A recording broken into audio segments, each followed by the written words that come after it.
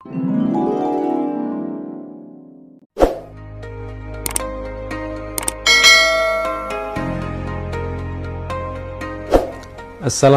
warahmatullahi wabarakatuh.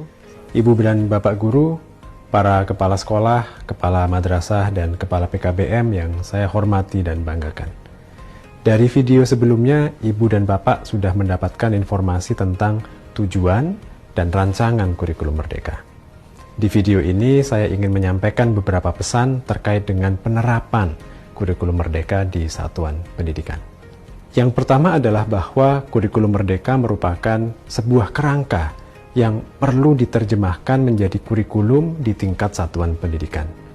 Hal ini memberi ruang kemerdekaan untuk merancang kurikulum operasional yang sesuai dengan visi misi satuan pendidikan dan sesuai dengan kebutuhan belajar para murid. Dalam sistem yang demikian besar dan beragam, variasi kurikulum operasional ini adalah sebuah keniscayaan.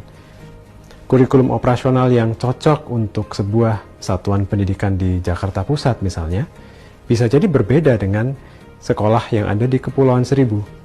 Proyek penguatan karakter yang cocok untuk murid-murid di kota metropolitan akan berbeda dengan yang cocok untuk mereka yang ada di kota nelayan atau di desa yang agraris.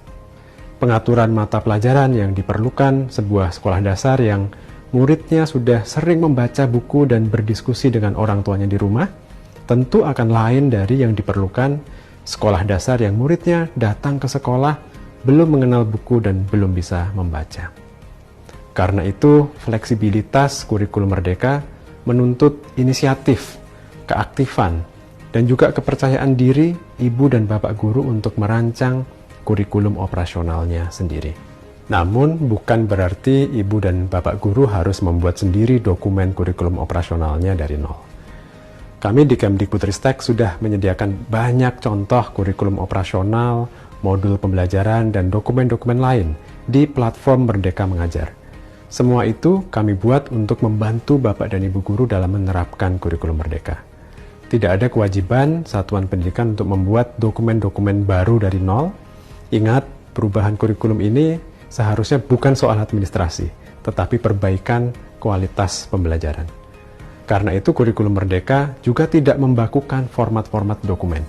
Bapak dan Ibu guru boleh saja menggunakan format yang sudah biasa digunakan. Bapak dan Ibu guru juga tidak harus mengembangkan semua dokumen dari nol karena, sekali lagi, sudah ada contoh-contoh yang bisa digunakan dan disesuaikan dengan kebutuhan sambil berjalannya waktu. Nah, ini pesan saya yang kedua. Jangan ragu untuk memanfaatkan berbagai contoh yang sudah tersedia, terutama di platform Merdeka Mengajar. Terkait dengan hal itu, pesan ketiga saya adalah bahwa seperti tahun lalu, satuan pendidikan boleh memilih di antara 3 opsi dalam penerapan kurikulum merdeka. Opsi mandiri belajar, mandiri berubah, dan mandiri berbagi. Opsi mandiri belajar dapat dipilih ketika satuan pendidikan ingin mempelajari dan menerapkan dulu prinsip pembelajaran tanpa mengubah struktur kurikulumnya. Artinya, satuan pendidikan baru akan mengubah struktur kurikulum mulai tahun 2024. Nah, sedangkan opsi mandiri berubah dan mandiri berbagi dapat dipilih jika satuan pendidikan ingin mengubah struktur kurikulumnya dengan kurikulum merdeka. Perbedaannya adalah opsi mandiri berbagi menunjukkan komitmen untuk menjadi narasumber dan membagikan praktik baik kepada satuan pendidikan lain. Pilihan-pilihan ini sepenuhnya ada pada satuan pendidikan.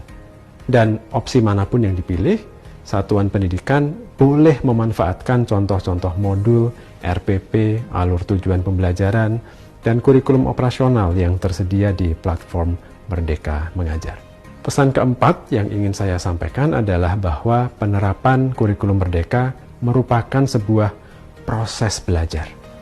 Karena itu, kunci keberhasilan penerapan kurikulum merdeka adalah refleksi bersama yang dilakukan para guru dalam komunitas belajar, baik di masing-masing satuan pendidikan maupun antar satuan pendidikan.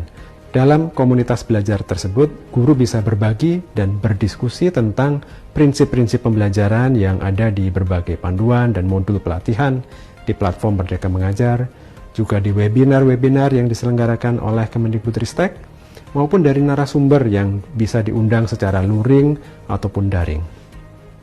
Dalam komunitas belajar, guru bisa merefleksikan apa saja yang sudah dipahami dan apa saja yang mungkin masih terasa membingungkan. Apa yang sudah berdampak positif pada pembelajaran, apa yang belum, dan mengapa. Proses refleksi bersama inilah yang menjadi kunci keberhasilan penerapan kurikulum Merdeka. Ibu dan Bapak sekalian, pendaftaran untuk implementasi kurikulum Merdeka tahun 2023-2024 akan dibuka. Sebelum memilih jalur atau opsi implementasi, silahkan pelajari lebih lanjut tentang kurikulum Merdeka di halaman kurikulum.kemdikbud.go.id dan temukan berbagai referensi pembelajaran di platform Merdeka Mengajar, atau yang bisa juga diakses di laman guru.kemdikbud.go.id. Terima kasih atas perhatiannya. Selamat belajar, tetap semangat dalam menyediakan pengalaman belajar yang aman, inklusif, menyenangkan sekaligus menantang untuk semua anak. Wassalamualaikum warahmatullahi wabarakatuh.